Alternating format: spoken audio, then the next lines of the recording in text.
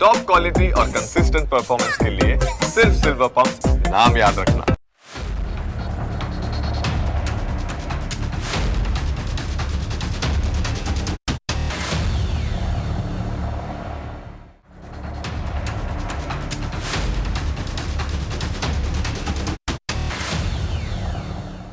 તમે સવારમાં તમારું ટુ વ્હીલર લઈને નીકળો અને ખાડામાં ન જોવા મળે એ તો બની ના શકે.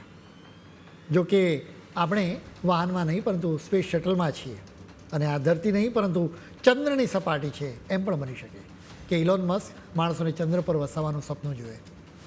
જો કે એની ખરી ટ્રેનિંગ તો ભારતમાં જ મળી ગઈ. રસ્તાઓ પર ખાડાઓની આ વાત છે તો બોમ્બે હાઈકોર્ટે એક ચુકાદો આપ્યો છે જેની નોંધ લેવા જેવી છે. અદાલતે આદેશ આપ્યો છે કે રસ્તાઓ પર ખાડાઓ કે ખુલ્લી ગટરોના કારણે કોઈ વ્યક્તિનું મોત થાય તો વહીવટીતંત્રે મરનારના પરિવારજનોને 6 લાખ રૂપિયાનું વળતર આપવું પડશે. મહાનગરપાલિકાઓ, નગરપાલિકાઓ અને પંચાયતે આ આદેશનું પાલન કરવું પડશે. હવે માની લો કે ખાડાઓના લીધે ઈજા થઈ તો ઈજાગ્રસ્તને 50,000થી લઈને 2.5 લાખ રૂપિયા સુધીનું વળતર ચૂકવવું પડશે. વળતરની રકમનો આધાર ઈજા પર રહેશે. મુંબઈના રસ્તાઓની ખરાબ હાલત જોઈને હાઈકોર્ટે જુલાઈ 2013માં સ્વયંભૂ સુનાવણી શરૂ કરી હતી.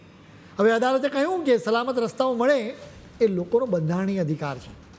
વળતર ન આપીને તેમના આ અધિકારનો સદંતર ભંગ થઈ રહ્યો છે. વળતર આપવાનું શરૂ થશે એટલે સરકારી વિભાગો સફાળે જાગીને કામ કરશે. મુંબઈ પછી બેંગ્લોરના રસ્તાઓને લઈને પણ ચર્ચાઓ શરૂ થઈ ગઈ છે. બાયોકોનના ચેરપર્સન કિરણ મજમુદાર શોએ વધુ એક વખત ધ્યાન દોર્યું કે બેંગ્લોરમાં રસ્તાઓ ખરાબ છે. આ વખતે તેમણે ચીનમાંથી આવેલી એક વ્યક્તિને ટાંકીને આ વાત કરી હતી. કિરણ મજમુદાર શોએ એક પોસ્ટમાં લખ્યું હતું કે બાયોકોન પાર્કમાં બિઝનેસના હેતુથી એક વિદેશી મહેમાન મને મળવા માટે અહીં આવ્યા હતા. તેમણે કહ્યું કે શા માટે રસ્તાઓ આટલા ખરાબ છે અને ચારે તરફ આટલો બધો કચરો કેમ પડ્યો છે? શું સરકારો રોકાણને સપોર્ટ આપવા નથી માંગતી? તેમણે એમ પણ કહ્યું કે હું ચીનથી આવ્યો છું અને સમજી શકતો નથી કે અત્યારે બધી સ્થિતિ અનુકૂળ હોવા છતાં શા માટે ભારત કામ પાર પાડી શકતું નથી. ભારતમાં ખાડામુક્ત રસ્તા મેળવવા ખૂબ જ મુશ્કેલ છે. આ ખાડાઓના કારણે લોકોની કમર તૂટી જાય છે, પીઠનો દુખાવો થવા લાગે છે. એ સિવાય બીજા નુકસાનની વાત કરીએ તો ટાયરને પણ નુકસાન થાય છે. તમે માત્ર 1-2 વાહનોનો વિચાર ન કરો, બલકે વિચાર કરો કે આખા દેશમાં ખરાબ રસ્તાઓના લીધે કેટલા વાહનોને નુકસાન થતા હશે. ટાયર અને જમ્પર ખરાબ થઈ જતા હશે. વળી આવા ખાડાઓથી ઈજા અને મોત સુદ્ધાનું પણ જોખમ રહેલું હોય છે. એટલે જ કદાચ બોમ્બે હાઈકોર્ટે ખાડાઓના લીધે મોત અને ઈજાનું વળતર આપવા માટે આદેશ આપ્યો છે. ચોમાસામાં તો રસ્તાઓ યુદ્ધભૂમિમાં બદલાઈ જાય છે. પાણી ભરવાના કારણે ક્યાં ખાડો છે એનો જ ખ્યાલ ન આવે.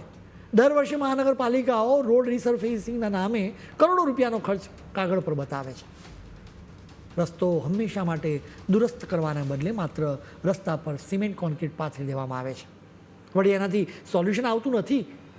એના માટે દર વર્ષે રોડ રિસર્ફેસિંગની કામગીરી થતી રહે છે. તેના કારણે રોડની ઊંચાઈ તો વધતી જાય છે પરંતુ એની આસપાસની સોસાયટીઓનું રોડથી લેવલ નીચું થઈ જાય છે. જેના કારણે આ સોસાયટીઓમાં પાણીનો ભરાવો થઈ જાય છે. સરકારના જુદા જુદા વિભાગો વચ્ચે સંકલન પણ નથી. ક્યારેક વીજ વિભાગનો સ્ટાફ ખોદકામ કરીને જતો રહે, એ પછી એ ખાડો એ જ સ્થિતિમાં રહે. વળી ટેલિફોનથી લઈને ગેસ પાઇપલાઇન સુધી એમ જુદા જુદા કારણોસર ખોદકામ થતા કરે. આ ખોદકામ પછી રોડને પૂરવા માટે પૂરતી તકેદારી રાખવામાં આવતી નથી. રસ્તાઓની વાત છે તો અમેરિકાના ભૂતપૂર્વ પ્રેસિડેન્ટ જ્હોન એફ કેનેડીની એક વાત તમારે જાણવી જોઈએ. કેનેડીએ કહ્યું હતું કે અમેરિકાના રસ્તા કંઈ એટલા માટે સારા નથી કે અમેરિકા ધનવાન છે. અમેરિકાના રસ્તા સારા છે એટલે જ અમેરિકા ધનવાન છે. આ જ ટાર્ગેટથી પીએમ મોદીની સરકાર મિશન મોડમાં રસ્તાઓ સુધારી રહી છે. ખૂબ જ ફાસ્ટ સ્પીડથી નવા હાઈવે બનાવવામાં આવી રહ્યા છે. ભારતને વિકસિત રાષ્ટ્ર બનાવવું હશે તો ખરાબ રસ્તાઓનો રસ્તો કાઢવો જ પડશે. એટલે જ હાઈવે કે રસ્તાના નિર્માણ કે જાળવણીની કામગીરી માટે જવાબદાર અધિકારીઓ પોતાના ગજવાના બદલે દેશના હિતોનો વિચાર કરે ખૂબ જરૂરી છે.